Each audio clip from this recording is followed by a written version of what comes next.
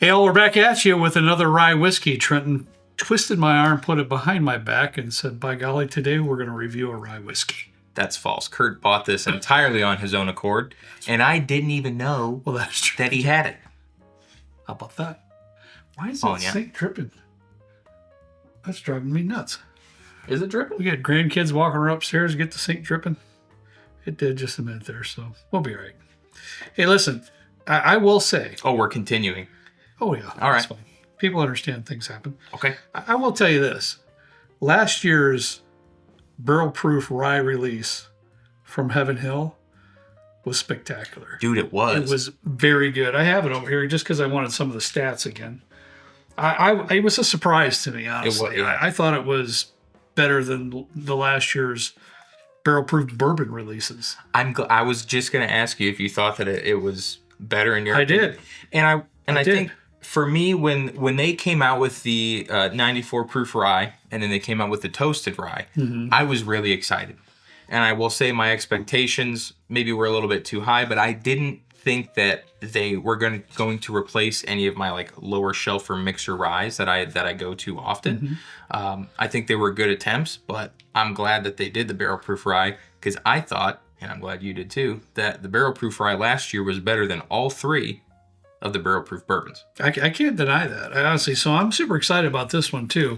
This Elijah Craig barrel proof rye, that one was A925 and it was 108 proof. It was 12 years and 3 months. This one here is 120.4 proof, so bumping up that proof a touch, but it is 11 years, 11 months. Wow. Which is still impressive on the age statement, and it's A126.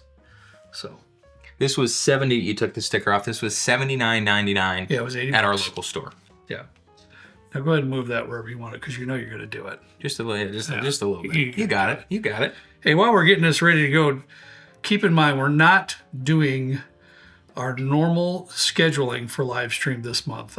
I am out of town, and Trent will be meeting me later in the week on Friday as well, out of town. So we normally have our live streams last Friday of every month. This will be delayed just a bit to the next week. It'll be the first Friday in March. I don't know what that day is. I don't either, else I would have said. March 6th. 5th or 6th, one of the twos. It's the first Friday in March. Just so you know. Just so you know. Well, I'm not mad about that. I get an orange zest and a pine cone note. See, I'm wondering how you feel about the orange. Trent's not big on orange flavors or aromas, for that matter. I picked it up almost immediately because I did too. I'm a little, not overly sensitive, but I can pick up orange quite easily because it's not my favorite. Similar to like if I pick up an anise note, I'm not a big fan of anise or anise, however you say it. So I usually pick that up pretty quickly or peat. I don't think it's bad. I have a hard time with that note. What? Anise. Oh, do you? Yeah. Like you picking it up or like? Yeah, pick it. No, but I like it. Yeah. I'm good with it, but picking it up, especially in the aromas, on the flavor, I can a little bit more. But here, the orange popped out really quickly, and then it went into that herbal, more pine cone. I mean, that's pretty cool, dude. Honestly, it's kind of piney. And I've never eaten or smelled the pine cone. No, I have smelled the pine cone. Of course you have. I'd be shocked. No, 100%. Like when I'm mowing, sometimes I'll just full send it through a pine cone tree, and they just land all over me, and I'll smell one, and then I get all the sap all over me. It is woody, but a very unique woody. There's a slight maple in here too. I was gonna say like drizzled. It is orange, like candied orange maple drizzly things. This is pretty delightful. This is killing me. Is that gonna? I don't know. Are you gonna crash out? I don't know. It's just stupid. So that's how it is when you guys are like when the beeper's going off when you're not buckled.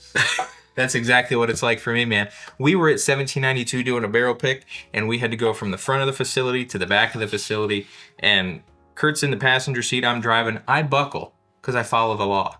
Kurt didn't buckle because he's a rebel. I don't think Kent did either. Don't just put me on. I know. No, I don't think anybody did because it was like a 2-minute drive down the driveway at 1792, and that freaking seatbelt thing was going off for 3 minutes. But if I'm in a conversation right now, we're doing a video. Right. So it's like, it's super quiet down here. Other than that, and every once in a while, bleep, bleep. What the heck is that all about? It's interesting. But if I'm in a conversation or just normal setting, I tell them about the time we were driving down for that barrel pick and for how long Kent and I was talking with the radio. Kurt and Kent were talking and they're in the front seat. They're listening to I was driving, Kent was riding. Legit static on the radio for an hour and a half. No idea. And they didn't know. And after a while, I think you guys realized that we said something. You're about ready to claw your skin off. No, I almost jumped out the window. Repetitive sounds. Oh, I wouldn't hurt someone. Anyways. Oh, no, mercy. that orange in here, I don't think is bad. I don't get orange. I don't get orange a lot on rye whiskeys. Yeah, it's very few and far between. But I think I think this is an awesome aromas. I really do. I'll say I hope that orange doesn't translate to the palate as strongly as it is on the palate. For you. Or on the nose.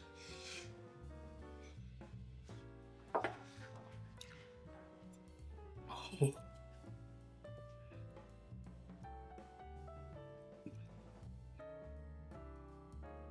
Man. I'm in love. Ditch the Elijah Craig barrel proof releases for bourbon and just keep doing this. Wow, that's saying a lot coming from you. Well, if it's going to be the same old every year. Yeah. You know, if we're going to be struggling with age statements and things like that. We talked about that before on the channel. Do you think it has to do with the newness of the release where it's like...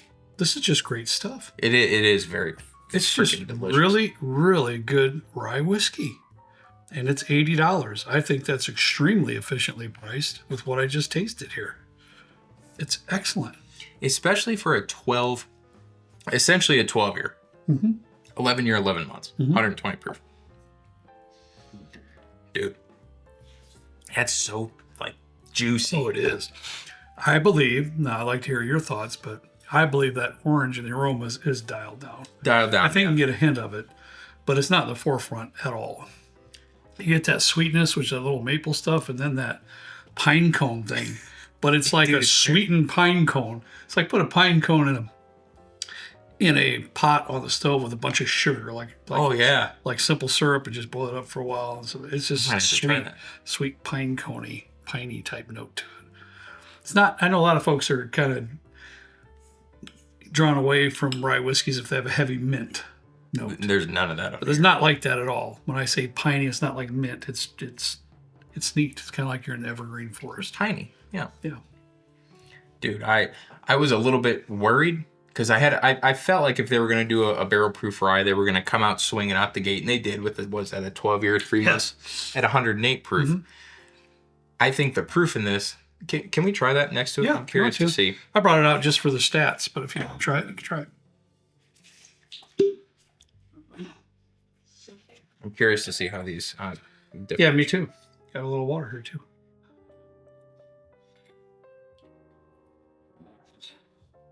Because truthfully, I forgot. I don't have any recollection of what last year's was like.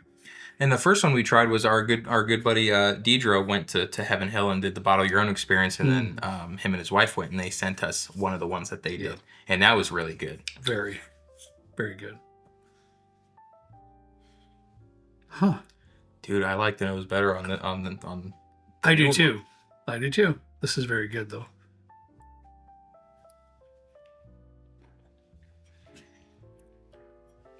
Yeah, no, the A126 is a lot better, I think. Still excellent, but man, yeah. Trent is spot on with that comment. Even though it's a few months lesser in age, it's more layered. It's got more, it's the flavor profile is more robust. I think that proof is doing a lot for it in this case too. Yeah.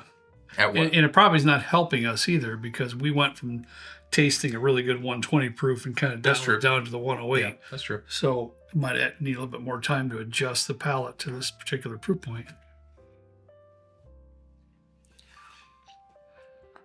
That is everything I want in a rye whiskey. Like everything. Yeah. I wish there was a little bit more of that. Very good. I really like minty ryes, so I wish there was a little bit more of that. But now, I know that's not everybody's bag. Okay. Yeah, for sure. You're the one who's in that circle more than I am with the rye whiskey, and I've had comments to me, messages, in the negative on that. They don't want a rye that has that heavy minty type. I feel like when you get into like the dill and the mint notes in a rye whiskey, that's where a lot of people get thrown off, and that's just not their bag, which is totally fine. It wasn't my bag either when I first started with rye whiskey. Yeah. winner chicken dinner right here, guys. I mean, honestly, you got $80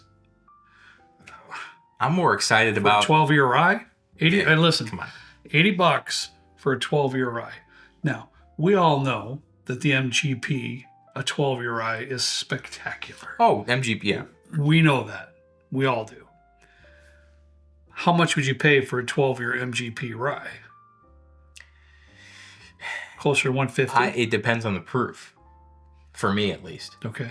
I think. No, not you. I'm saying in general. Oh, Generally speaking, yeah, what would someone pay for 120 proof about 120. 12-year? So it's about 120 or so. 120 to 140. Yeah. So you're going to pay for that. Yeah. Now, and where I'm coming from here, do I feel like this stacks up to the 12-year MGP rye? Not quite. No, not quite. But with the savings of the money, I think it's a spectacular buy. I think it's very good. I don't know if this really exists with like bourbons, but I feel like you can tell when it's an MGP rye. And I say that I've gotten it wrong plenty of times, but MGP has such a distinct profile. This is an MGP. MGP has more of this, like MGP leans more into the minty, dill, herbally like type of a profile. Mm-hmm. Sorry about the elephants up top, but I don't get those in here. And because Willet's going to charge you $400 for a 12-year rye. Yeah. This is a no-brainer. I'm more excited about the B and the C releases of the ryes this year than I am the bourbons. Yeah. I'll say that much. I agree. Yeah, love it, guys. I don't know what else to say about that. I'm a big fan. I'm a big fan of these releases. I hope they keep them up to a certain extent. Now, do I really want to see them do 3 a year? You know, that's the thing. I know a lot of you folks are saying. I've talked to many of you with the bourbon, Elijah Craig Barrel Proof bourbon releases. You're a little worn out of them. Yeah. I think they need to dial back a little bit. I'd prefer to only get one of these a year, to tell you the truth, and really look forward to it. Maybe one or two. If you do 3-3-3, 3-3-3 over and over and over again, I don't know. I would too. Maybe max out at like 2, like how Stag used to do their releases prior to when it was still junior. They were doing like 2 releases a year, and that was fantastic. I look forward to those. They were $60. This one, I think a lot of people, because they got burnt out on the barrel proof bourbon, they're thinking that this is going to reignite the fire under a lot of people to just like collect them all right when they come out. It may. And it might. It may, because they're very good. I will, personally. I'm sure you will. And I'll pass on the bourbon, but this is very much my speed. This isn't, if you're a bourbon drinker and you want to get into ryes, I think this is a great one, because it does still have that like orangey that you might otherwise get in a bourbon. And it's not overly minty. It's not minty at all. It's not dill forward at all. Not very herbal. It's very, very good rye whiskey. Yeah. Excellent. Oh, you know what they should do? Heaven Hill should do the Heritage Collection, like 18-year rye, 17-year rye. Oh, boy. Start doing those. Here we go again. I mean, they listened to me at some point because this came out, and I know for a fact that I said, please do a rye. Mm-hmm. So maybe they'll do the Heritage Collection bourbon or the rye. I don't know. You heard it here first. If they do it, I'll take full credit. Yes, he will. Or Heaven Hill, if you're watching and you want me to come blend. Oh boy. Or help you with that release. Again. Let me know. I'd be happy to come out and teach you guys a couple things. Oh God. All right. Good grief. This is good. All right. That's all I got for you today. Remember, no live stream this Friday. Just keep that in mind. Please join us on the next Friday. We're gonna have some spectacular blind we're gonna come up with. We'll talk about it more next week. But all right. As always, we ask you to please drink responsibly. See you next time right down here with Trent and me in a good old basement bourbon bar. See you later.